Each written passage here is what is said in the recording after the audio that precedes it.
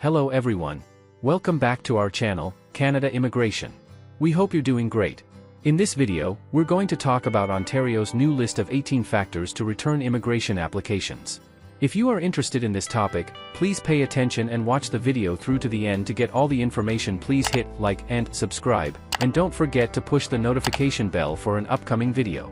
Ontario has implemented new regulatory changes to the Ontario Immigrant Nominee Program that officially grant the province broader authority to suspend or return applications before issuing nominations. The amendments, effective October 31st, expand the list of factors the program's director can consider when deciding to return or suspend applications. The revised Regulation Ontario Regulation 421/17 under the Ontario Immigration Act now makes clear that applications can be returned or suspended for 18 specific reasons, all tied to real-world policy or labor market conditions. These changes build on the earlier OINP update issued in July 2025 and strengthen the government's ability to manage the OINP efficiently. The goal is to create a more responsive and accountable immigration system while maintaining fairness through full refunds when applications are returned prior to nomination. New authority to return or suspend applications. Under Section 7 of Ontario Regulation 421/17, the OINP director may suspend receiving applications or return submitted applications and fees provided no decision has yet been made if doing so is justified by one or more of the listed factors. This marks a significant administrative change. It explicitly links immigration application management to current realities in employment, housing, and government service capacity. Below is a detailed explanation of the 18 factors now governing the suspension or return of OINP applications. Full list of 18 factors for suspension or return of applications. 1. Federal nomination allocation limits. The director may return or suspend applications if the total number of federal nomination spots allocated to Ontario for that calendar year has been reached or is nearly full. This ensures that processing remains within the federal cap and prevents overnomination. 2. High volume of pending applications. If the OINP receives too many applications that are still awaiting a decision, the director can temporarily stop intake or return some applications to manage the workload effectively. This helps prevent delays and backlogs from building up. 3. Annual approval targets reached. Applications may be returned when the number of approvals issued in a given year meets or exceeds Ontario's target. This factor enables the program to remain consistent with its planned approval numbers and maintain balance between processing capacity and outcomes. 4. Federal permanent residence intake status. If the Government of Canada temporarily stops accepting permanent residence applications from provincial nominees, Ontario may suspend or return related OINP applications. This prevents unnecessary delays or confusion for candidates awaiting nomination. 5. Systemic compliance or enforcement concerns. The OINP may return or suspend applications if widespread issues are identified, such as patterns of fraudulent job offers, misrepresentation by representatives, or employers not meeting program standards. This ensures program integrity is protected at all times. 6. Federal policy priorities. If new immigration or economic policy priorities are communicated by the Government of Canada to the Government of Ontario, the director can act accordingly by returning or pausing certain categories of applications to align with national direction. 7. Ontario Minister's policy guidance. The director may suspend or return applications based on new priorities or instructions from Ontario's minister responsible for immigration. This gives the province the flexibility to reorient the program quickly towards sectors or occupations that require more support. 8. Provincial or regional unemployment rate. If Ontario or any of its regions experiences a high or rising unemployment rate, the OINP may temporarily return applications or suspend intake for streams connected to affected sectors or regions. This ensures that immigration aligns with real employment opportunities. 9. Current or anticipated labor market needs. Applications may be returned or paused based on current or forecasted labor market conditions. When certain occupations experience oversupply or rapid change, the OINP can adjust its intake to reflect new realities and maintain relevance. 10. Housing availability or cost.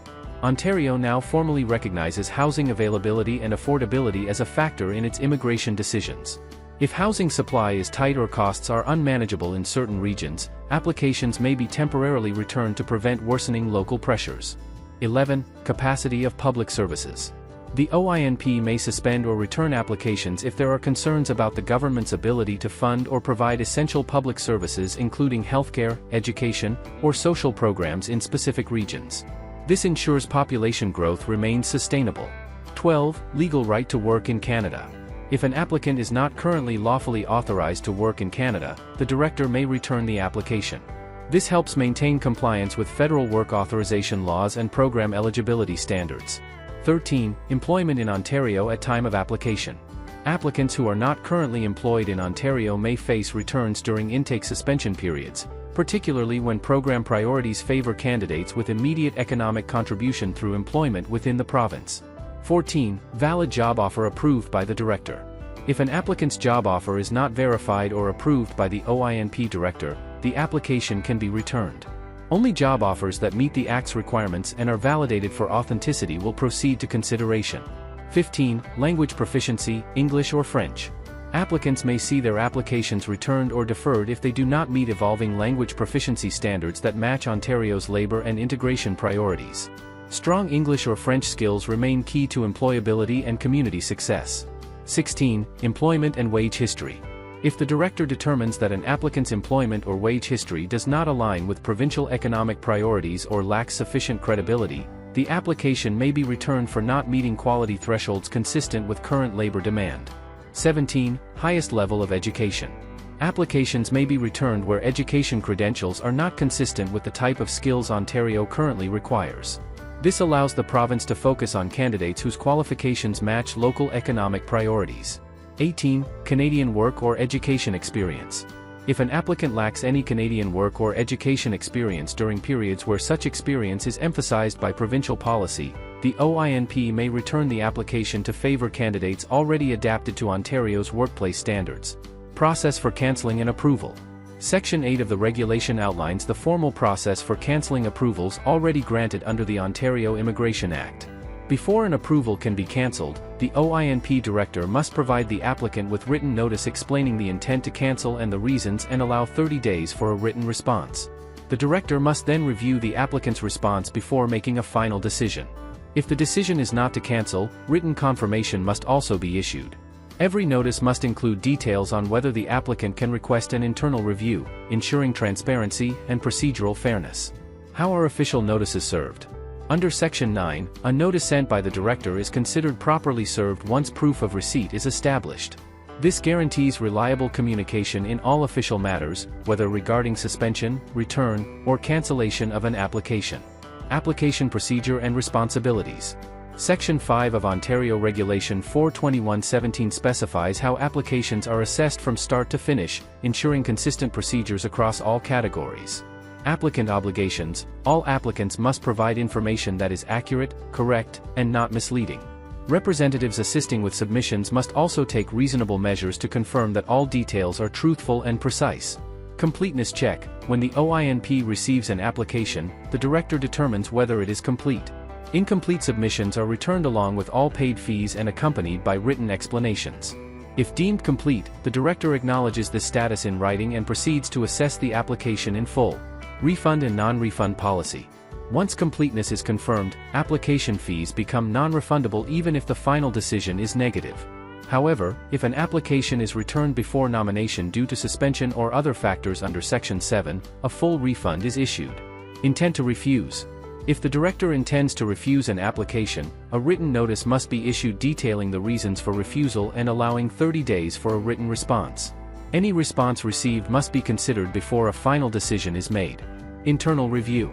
Applicants maintain the right to request an internal review of decisions made under the Act. This review process ensures oversight and fairness in all decisions impacting eligibility. Transition provisions for existing applicants. Applicants who submitted applications before the date, October 31, 2025, the new regulation came into effect will be assessed based on the rules that existed at the time of their submission. This protects their rights and prevents retroactive application of new criteria.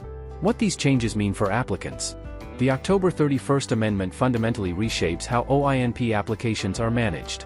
By explicitly tying application intake to measurable economic, housing, and policy indicators, Ontario gains flexibility to respond quickly to changing conditions. Key implications for applicants include: applications may now be suspended or returned before nomination if certain provincial or federal conditions justify it. Applicants will receive formal notification if their file is returned, along with a full refund of their application fee. Applications already deemed complete are not guaranteed processing if a new factor warrants suspension. Labor market alignment, housing affordability, and employment status in Ontario carry greater weight than before. Applicants are therefore encouraged to maintain strong language scores, credible job offers, and current work authorization in Canada to remain competitive under the updated framework. Ontario continues to lead all provinces in welcoming skilled immigrants under both express entry and base streams. However, as the province faces increasing housing and service pressures, these changes allow the OINP to act swiftly when capacity constraints arise. Going forward, Ontario's immigration decisions will increasingly reflect live economic data including wage growth, job vacancies, and cost of living trends. The province's ability to suspend or return applications provides flexibility to recalibrate priorities at any time. That is all for today, in this video. What are your thoughts on this? Please let us know in the comments section below. Thanks for watching the entire video. Hopefully, the information is useful to you. See you later, in the next video. Till then, take care.